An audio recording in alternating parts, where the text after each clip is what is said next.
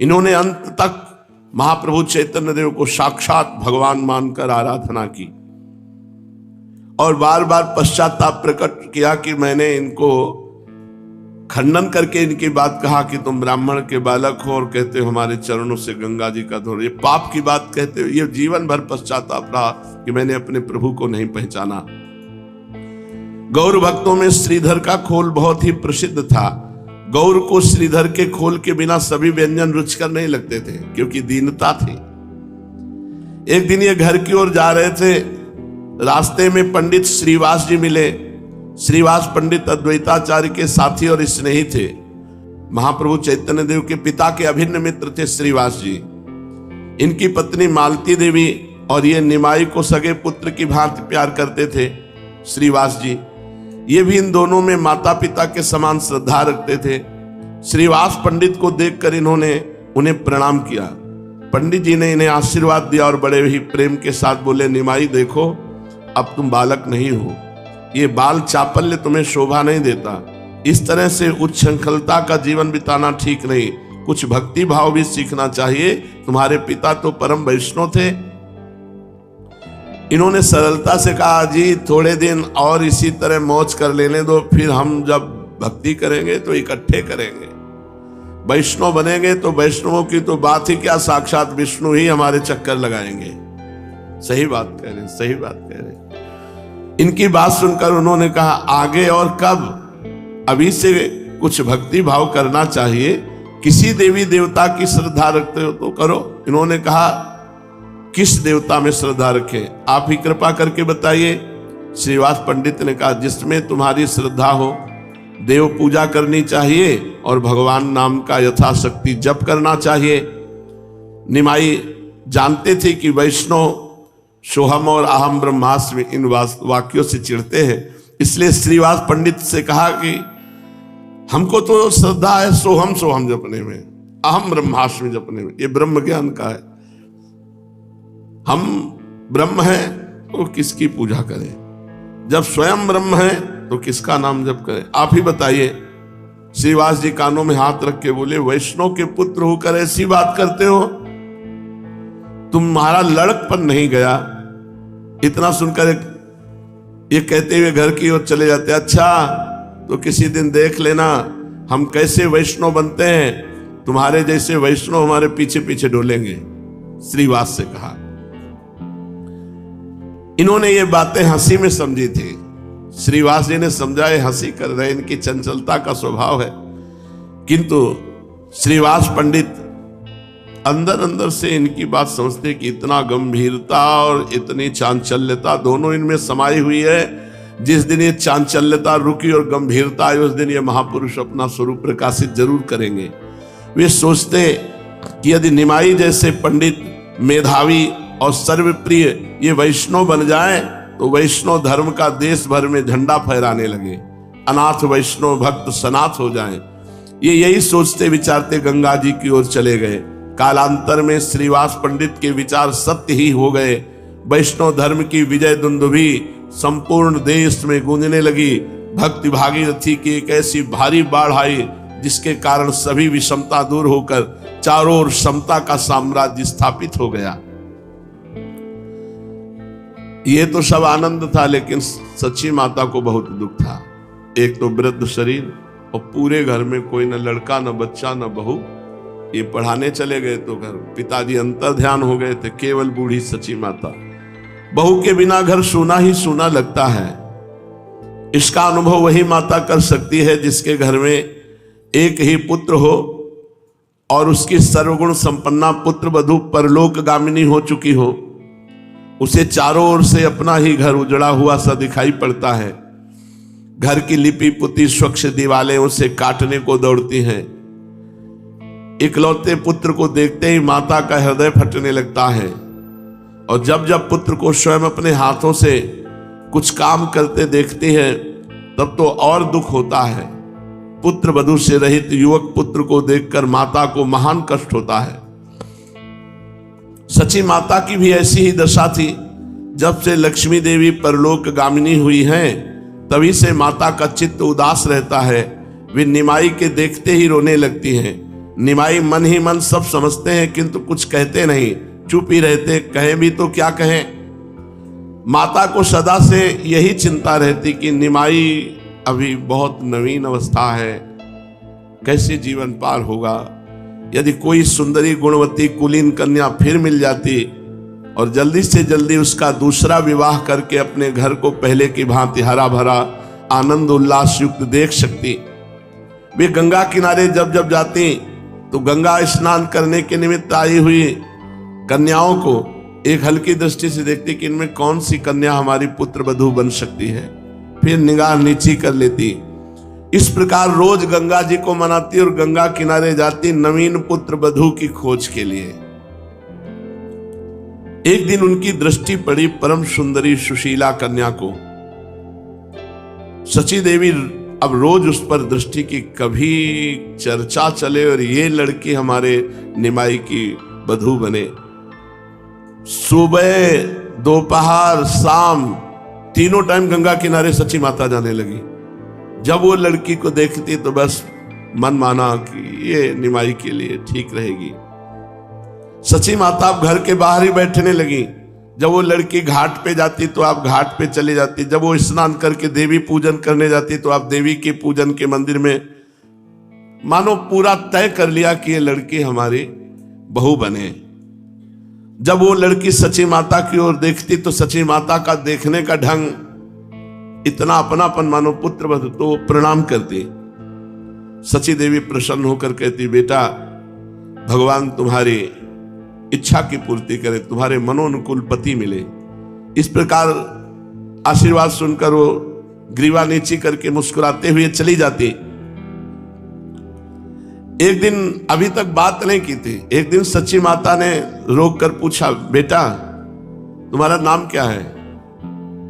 तो लजाते हुए नीचे की ओर दृष्टि करते हुए धीरे से कन्या ने कहा, विष्णु प्रिया। सही जगह नजर पड़ी, सची माता ने सही जगह दृष्टि डाली।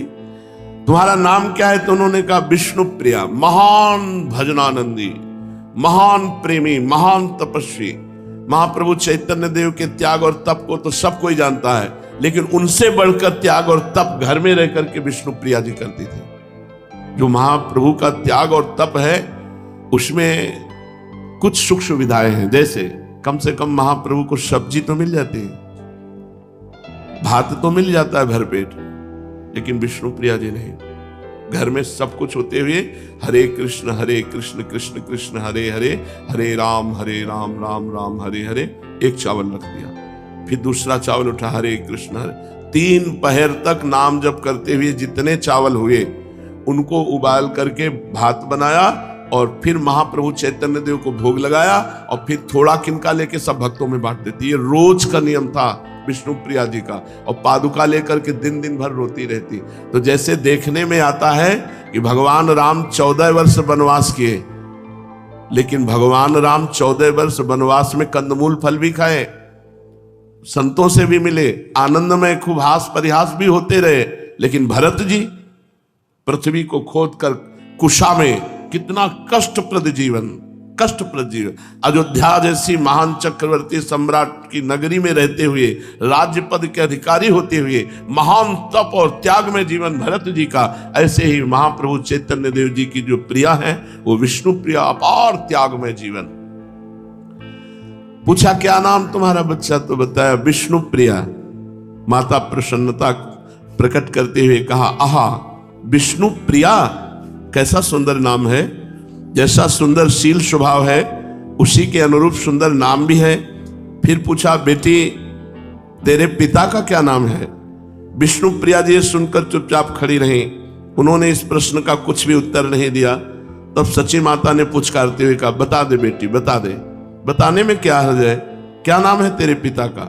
लजाते हुए और शरीर को कुछ टेढ़ा करते हुए धीरे से विष्णु प्रिया जी ने कहा, राज पंडित। माता ने जल्दी से कहा, पंडित सनातन मिश्र की लड़की है तू? अरे तब बताती क्यों नहीं है? राज पंडित की पुत्री भी राजपुत्री होती है, तभी नहीं बताती थी, क्यों? यही बात है ना। विष्णु प्रिया लजाती हुई चुपचाप खड़ी रही।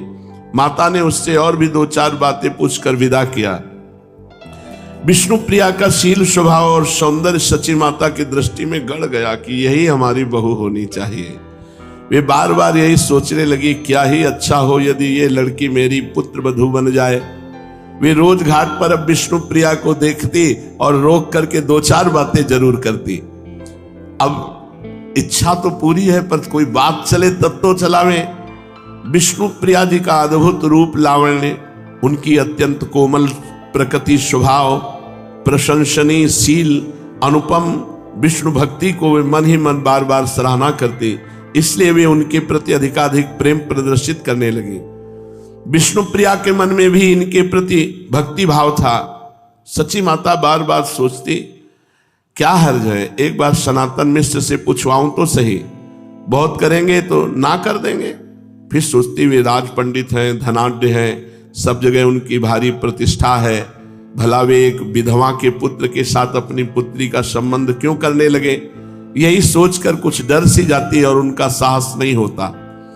एक दिन उन्होंने साहस करके काशीनाथ मिश्र नाम के घटक को बुलवाया और उनसे बोली, मिश्र जी, तुमने सनातन मिश्र की लड़की देखी है? घटक ने कहा, लड़की मैंने देखी है, बड़ी ही सुंदर सुशील गुणवती है और निमाई के तो सर्वथा योग्य है। मैं समझता हूं तुम उस लड़की को अपनी पुत्र वधू बनाकर जरूर प्रसन्न होगी। माता ने कहा, ये तो तुम ठीक कहते हो, किंतु वे धनाढ्य हैं, राज पंडित हैं, बहुत संभव है वे इस संबंध को न स्वीकार करें। हमारी तो तुम दशा देखती ही हो कि लड़की को वैसे अन्न वस्त्र का तो घाटा नहीं रहेगा, पर जैसा राजकुमारी की तरह वहां रह रही ऐसा वैभव तो नहीं है। घटक ने जोर देकर कहा, माता जी तुम कैसी बात करती हो, भला निमाई जैसे योग्य प्रतिष्ठित पंडित को जमाई बनाने में कौन अपना सौभाग्य न समझेगा। मैं समझता हूं वे इसे सहर्ष स्वीकार कर लेंगे।